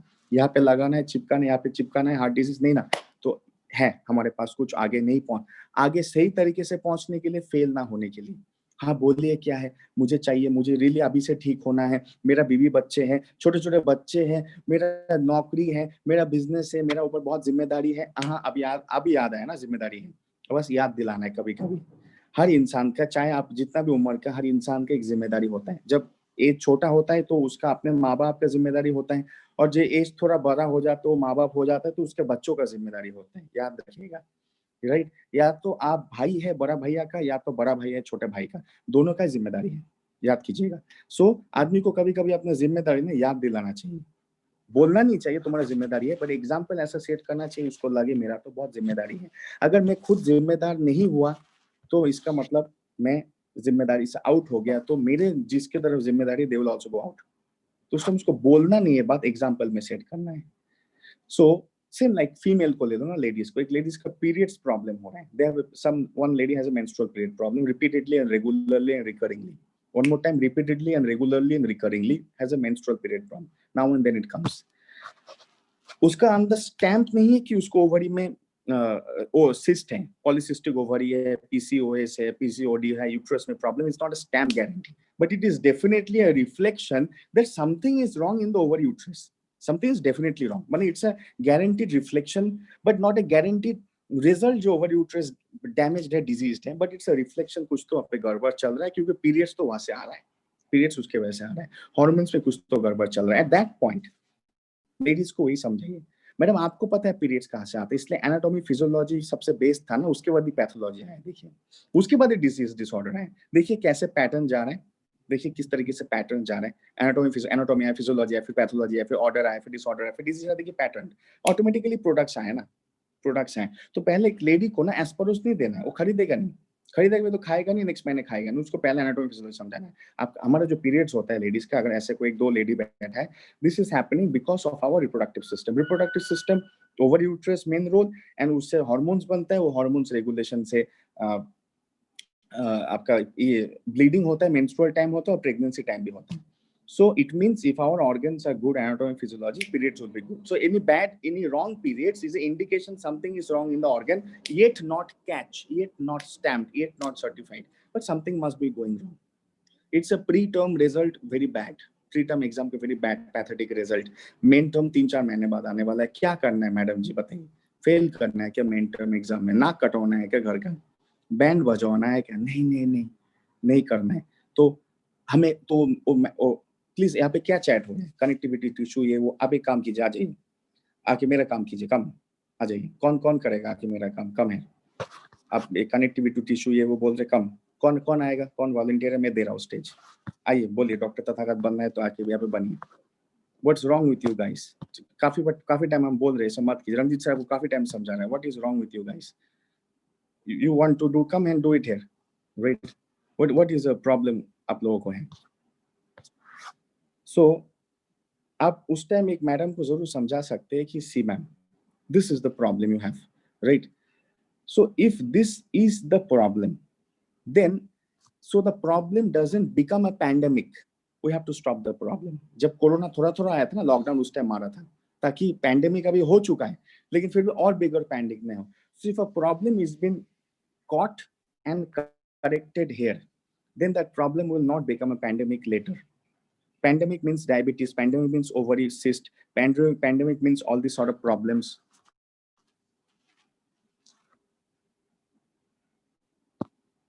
So this is all can happen. So उस टाइम एक फीमेल को आपको समझाना है, एक फीमेल को आपको एस्पोरोस नहीं बेचना, मैडम एस्पोरोस ले लो ठीक हो जाएगा। वो पूछेगा ना कैसे ठीक हो जाएगा। यू डोंट टेल टेक एस्पोरोस, don't tell take ginseng, don't take please take this products, right? But आप डेफिनेटली ये जरूर बोल सकते हैं कि if your periods are going wrong, there is definitely a reflection something is wrong in the system. That means in ovary uterus. But if your ovary uterus, you don't want to get it damaged fully, you want to save it, then you have to catch and correct here later and fail there. So automatically किसी कोई सोच में पड़ जाएगा। And आप देखेंगे एस्पारो सिर्फ और सिर्फ ओवरी फेलियर या यूट्रस फेलियर लेडीज के लिए नहीं, जो उस स्टेज में जा रहे थे उन लेडीज के लिए भी प्रोडक्ट बन जाएगा। You will definitely see. So आज मैंने आपको एग्जांपल दिया हार्ट का, डायबिटीज का, लेडीज प्रॉब्लम का, अल्सर का भी एग्जांपल ले लीजिए। If somebody is having constant gastritis or gastric problem, या ढकार आ रहा है, रिफ्लक्स आ रहा है, जलन हो रहा है, all these things are there. So it is an indication something is very wrong with the digestive system. So that is a pre-term exam with a bad marks. Main term exam का नाम है, failure का नाम है ulcer या even stomach tumour या even stomach cancer. ताकि वो मेन टर्म एग्जाम तक वो ना हो, we can catch it. सो आपको मैंने कल 3 P बोला था, सॉरी 2 P और 1 T बोला था। प्रिवेंशन, प्रोटेक्शन एंड ट्रीटमेंट, तीनों डिफरेंट वर्ड है विद डिफरेंट मीनिंग्स। एक मत समझिए, prevention, protection and treatment. Prevention means order के टाइम से ही ठीक करना ताकि डिसऑर्डर में पहुंचे नहीं। प्रोटेक्शन मतलब डिसऑर्डर में आके उसको पकड़ लेना ताकि डिजीज तक पहुंचे नहीं, और डिजीज होने के बाद पकड़ना और ठीक करना मतलब ट्रीटमेंट होता है। तो जैसे मैंने आपको 3 चीज बोला ना, disease, order, disorder, disease, same वो याद कीजिएगा, prevention, protection and treatment. Disease में ट्रीटमेंट होगा, ऑर्डर में प्रिवेंशन होगा और डिसऑर्डर में प्रोटेक्शन होगा। सो आप किसी लेडी को बोल सकते, मैडम अगर पहले से हम लोग कुछ करते थे, आप कुछ अपने लिए करते थे, तो उसको हम प्रिवेंशन बोलते थे। आज भी चांस प्रोटेक्शन करने का, लेटर ट्रीटमेंट बहुत भारी और महंगा भी पड़ सकता है आपके लिए, आपके हेल्थ और वेल्थ दोनों के लिए। तो ऑटोमेटिकली उस टाइम वो एस्पोरोस, पैनिक जिंसेंग, कैल्शियम लेना शुरू करेंगे, ना कि लेटर जाके ओवर यूट्रस डालने के बाद लेंगे। Remember this fact. अगर इस तरीके से हम समझा सकते हैं, definitely it will be very much helpful. I really feel that it will be very very much helpful if, अगर इस तरीके से आप किसी को समझा सकते हैं। सो एक्चुअली हमारा काम है ना समझाना, बेचना नहीं, सिखाना और समझाना। सिखाइए इस तरीके से आदमी समझ जाए। तो अगर हमने सिखाया और समझाया, आपका प्रोडक्ट ऑटोमेटिक बिकेगा, आपको बेचना नहीं होगा। बिकॉज बेचना मतलब वो काफी टाइम बेचना in the sense means you are exchanging of goods and money. What is the meaning of sales? Sales मतलब exchange of product and money. It's not an exchange of intellectuality. It's not an exchange of leadership. It's not an exchange of philosophy. It's not an exchange of phenomena. It's just exchange of a product and money. Game वहाँ पे खत्म हो जाता है। लेकिन reality में हमारे product जब किसी ने एक्सेप्ट किया, रिसेप्ट किया, कंज्यूम किया, गेम वहाँ से शुरू होना चाहिए, ना कि वहाँ पे खत्म होना चाहिए। लेकिन जब आप सेल्स वाला काम कर रहे हैं किसी को प्रोडक्ट बेचने का, तब गेम वहाँ पे खत्म हो जाता है। लेकिन असली में जब किसी ने आपसे प्रोडक्ट लिया और खाना शुरू किया, गेम वहां से शुरू होना चाहिए। दैट्स व्हाई आप हमेशा बोलते हैं क्लोजिंग हुआ, एक क्लोजिंग हुआ। क्या आप इसका मतलब सच में क्या आप क्लोजिंग करते हो क्या? मतलब आपने प्रोडक्ट दिया, किस्सा खत्म किया, तो सेल्स वर्ड में क्लोजिंग यूज होता है डियर फ्रेंड्स। आप कोई भी IIM का मॉड्यूल निकाल लीजिए, गूगल में कुछ ट्रेलर मॉड्यूल्स पढ़ें। IIM से बड़ा तो मैनेजमेंट इंस्टीट्यूट नहीं है ये हिंदुस्तान के अंदर, पर नेपाल से लोग ड्रीम देखते हैं कि IIM में अगर एडमिशन मिले एंट्रेंस एग्जाम पास करके, इट्स एक्चुअली ड्रीम, फॉरेनर्स आके पढ़ते हैं। So even the best IIM modules में आप देख सकते हैं क्लोजिंग मतलब सेल्स में होता है, लीडरशिप में ज्वाइनिंग होता है, लीडरशिप में ओपनिंग होता है। सो आप यहाँ पे क्लोजिंग मत बोलिए, ओपनिंग बोलिए। बिकॉज अगर मैं आपके कस्टमर हूँ, अननोन पर्सन, और मैंने आपने मुझे प्रोडक्ट बेचा, मैंने प्रोडक्ट को खरीद लिया, उसको हम क्लोजिंग बोल सकते हैं। लेकिन मैंने आपसे बात किया, समझा, आपने मुझे समझाया, आपके साथ मेरा रिश्ता आगे बढ़ा, उसके बाद मैंने प्रोडक्ट खरीदा और खाया, वहां से ओपनिंग हुआ।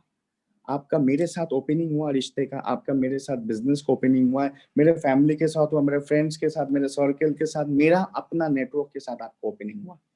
सो एक्चुअली आपने क्लोजिंग किया मतलब माल बेचा, चिपकाया, बात खत्म, पैसा हजम। आप ये बिजनेस में आए हो क्या? बेचा, माल बेचा, कमा लिया, पैसा खत्म, माने रुपया माने हजम, काम खत्म। अपनी ये वाला बिजनेस है तो closing.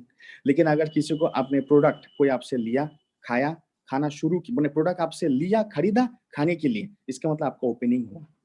Opening with him as a personal, opening with him professional, opening with him emotional, opening with him financial, opening with him as a career and business, when opening in his network actually. So that means it's opening, it's not a closing. कभी मत बोलिएगा आज मेरा 5 closing हुआ, मेरा आज 5 opening हुआ। Closing हुआ मतलब आप अपने आप को इंसल्ट कर रहे हैं।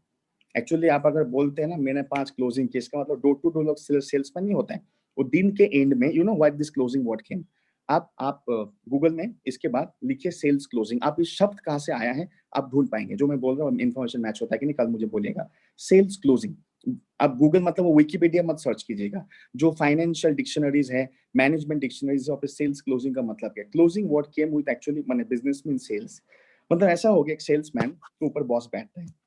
ध्यान से सुनिए मेरे एग्जांपल को, समझ में आया तो बोलिए, और नहीं समझ में आया तो भी बोलिए। ऊपर सेल्समैन के ऊपर एक बॉस बैठते हैं, उसके नीचे 10 सेल्समैन काम करते हैं, जो लोग डोर टू डोर जाके सामान बेचते हैं, दुकान तो दुकान जाके सामान बेचते हैं। उसको एक टारगेट दिया जाता है, उसको उतना सामान बेच के एक रिपोर्टिंग करना है। I today had this much closing, मतलब मैंने आज इतना सामान बेचा, या मेरा जितना भी टारगेट था क्लोजिंग किया, टारगेट क्लोजिंग किया। बिकॉज उसका इरादा ही उतना था उस दिन या उस महीने इतना माल बेच के अपना तनख्वाह लेना, अपना टारगेट पूरा करना, उसको हम टारगेट क्लोजिंग बोलते हैं। बिकॉज जब उसने माल बेचा, ही डोंट हैव एनी केयर कि जिसने माल खरीदा वो ठीक से खाएगा कि नहीं, वो ठीक से पहनेगा कि नहीं, वो आगे किसी को बताएगा कि नहीं, वो उसके यूज करेगा कि नहीं, ये फेंक देगा, डजंट मैटर। उसका काम वहां तक ही सीमित था। क्या आपका काम वहां तक सीमित है? क्या आपका काम यहाँ तक सीमित है, वहां से काम शुरू है? आप मुझे बताइए, is your game over there or starting from there? The sales people, the game is over there, but your game is over there or just starting from there? Actually, it is starting from there, dear friends. Starting हुआ वहां से, तो वहां से opening हुआ। आप closing क्यों बोलते हैं? तो क्लोजिंग मत बोलिए। क्लोजिंग मतलब आप सेल्स का काम कर रहे हैं, ओपनिंग मतलब आप लीडरशिप का काम कर रहे हैं। So don't use the word closing. Closing use होता है सेल्स में, सेल्स पीपल करते हैं वर्ड, उनके बॉस और उनके एम्प्लॉयज। बट वो जो लोग लीडरशिप में है, एंटरप्रेन्योर हैं, वो लोग ओपनिंग बोलते हैं, राइट।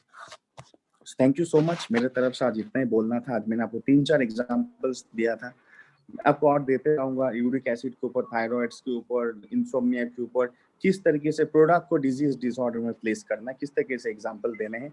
आज एक एग्जांपल, कल दूंगा, फिर एक नया एग्जांपल आएगा आपके लिए जो आप यूज कर सकते हैं। आज प्री टर्म और मेन टर्म एग्जाम का एग्जांपल था। आई थिंक एग्जांपल्स कभी भी ऐसा दीजिए जो रियलिस्टिक हो, जो आदमी डायरेक्टली सुनने के बाद अपने आप को उसमें इमेजिन करे। मैं हमेशा बोल दूं, जब आप पूछते हैं ना सर आप कहाँ से एग्जाम्पल लेके आते हैं, रिमेंबर वन थिंग, एग्जाम्पल आपको ये सोचना है जो रियलिटी में हो रहा है।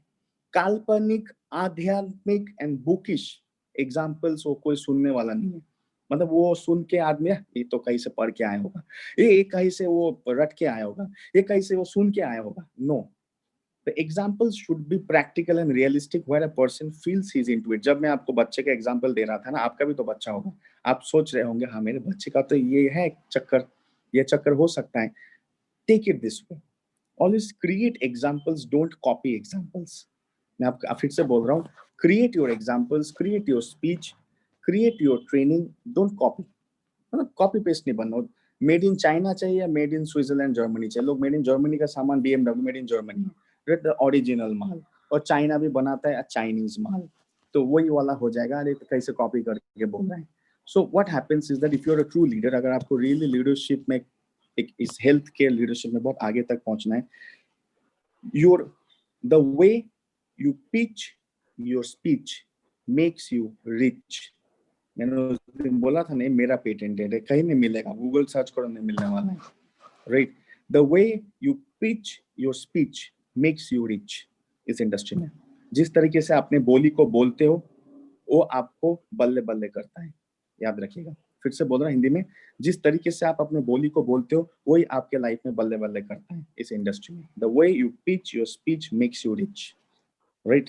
And if you miss your pitch by an inch, the success going out of reach. Are you with me?